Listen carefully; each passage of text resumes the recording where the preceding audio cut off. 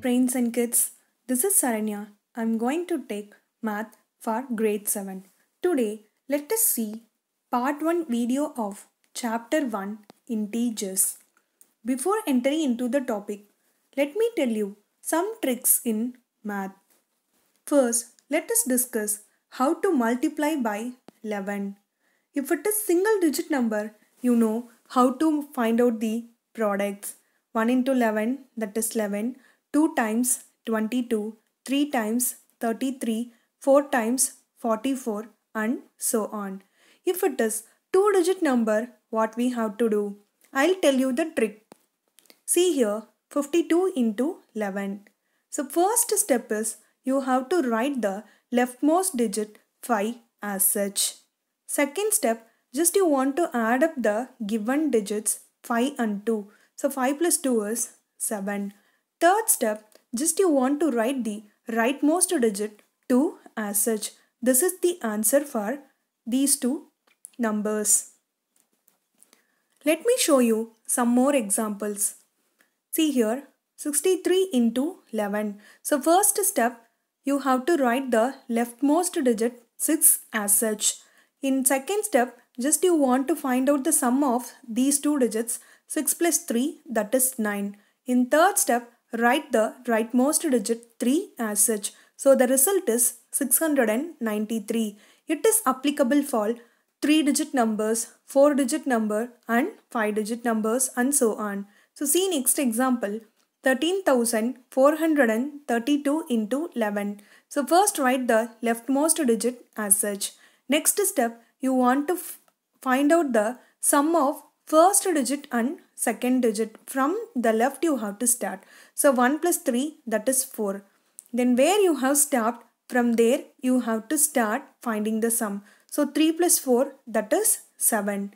Now you have to start from 4. So 4 plus 3, that is 7.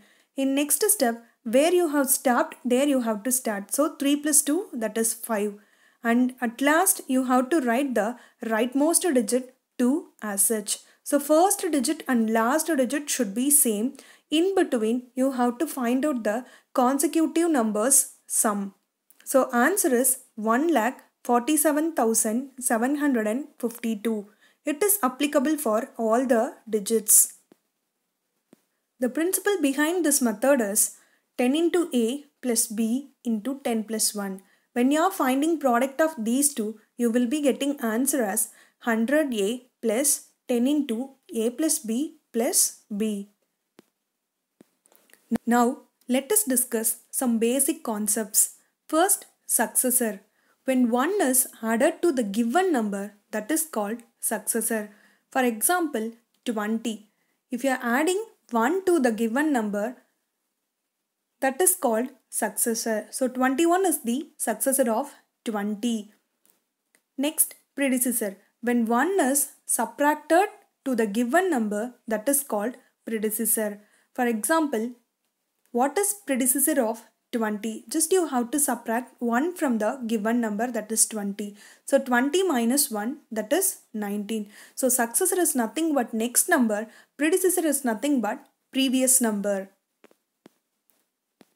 Next one, natural numbers. The numbers starts from 1 to infinity, that is called natural numbers, and it is denoted by the letter capital N. Whole numbers is nothing but counting numbers along with the numeral 0 represent the set of whole numbers. It starts from 0 to infinity and it is denoted by capital W. These are the basic concepts. Let us enter into our topic, integers. Integers are nothing but whole numbers along with the negatives of natural numbers are called integers. So before positive numbers, we have set of negative numbers. Those numbers are called as integers and it is denoted by capital Z or I.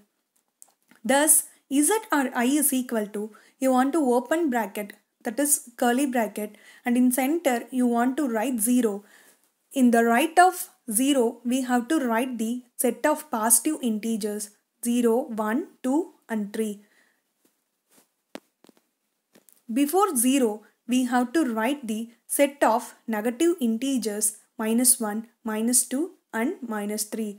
So 0 is neither positive nor negative. It is a neutral number. How to represent integers on the number line? See that number line. So first you have to draw a line and you have to plot numbers 0, and the right side you have to plot 1, 2, 3 and 4. In the left of 0 you have to plot -1, -2, -3 and -4. So right of 0 we'll call it as positive integers and the left of 0 we have to call it as negative integers. So whenever you are comparing positive integers and 0, always positive integers will be greater, and when you are comparing 0 and negative integers, 0 is the highest value. And 0 is neither positive nor negative, which means it is not a positive number and also it is not a negative number. It is a neutral one. That's why whenever we are moving towards right, the values will increase. When we are moving towards left, the values will decrease. Let us see where we are using the concepts of integers. See here, I have given some examples. Integers are useful to denote ideas that are opposite in direction, such as up and down. For up, we will be using positive integer. Down, we have to use negative integer. And east and west, opposite directions. And increase and decrease. Suppose if you are having 10 rupees in your hand, another one person is giving 5 rupees to you, we have to add up that two integers.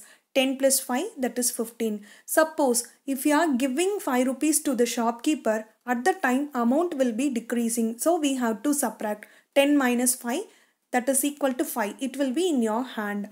So we are using these concepts here. Next, right and left, opposites, sides, etc. Let us see some more examples. If a profit of 15 is denoted by plus 13, what about loss? We have to denote it by minus 13. If plus 5 represents 5 km above sea level and minus 5 represents 5 km below sea level. If a deposit of 350 is represented by plus 350, then minus 350 represents a withdrawal of rupees 350.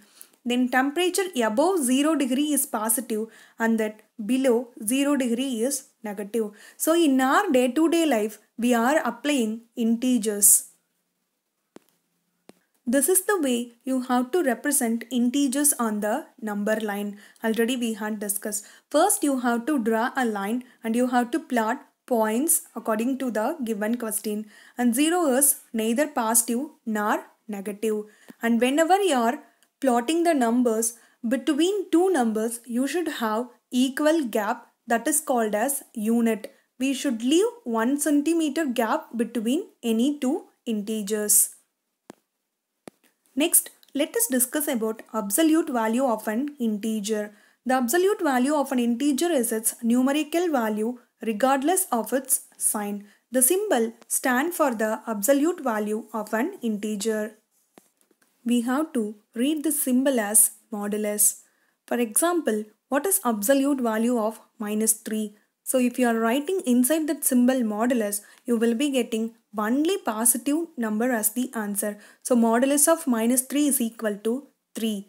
Next example, what is absolute value of 3? So when you are writing positive integer inside the modulus, you will be getting the same answer as 3. In general, we can say that for any integer a, modulus a and modulus of minus a is equal to a. So whatever integer, if you are writing inside that symbol, you will be getting only positive integer as the answer. Let us see some more examples. Write the absolute value of the following integers. What is the absolute value of -12? When you are writing inside the symbol -12, you will be getting positive answer, that is 12. Next, what is absolute value of -100? When you are writing -100 inside that modulus, you will be getting positive integer 100 as the answer. Last one, what is absolute value of 0? It is a neutral number, so you will be getting same number that is 0 as the answer. Thank you all. Thank you all. In next video, let us discuss the operations of integers and its properties.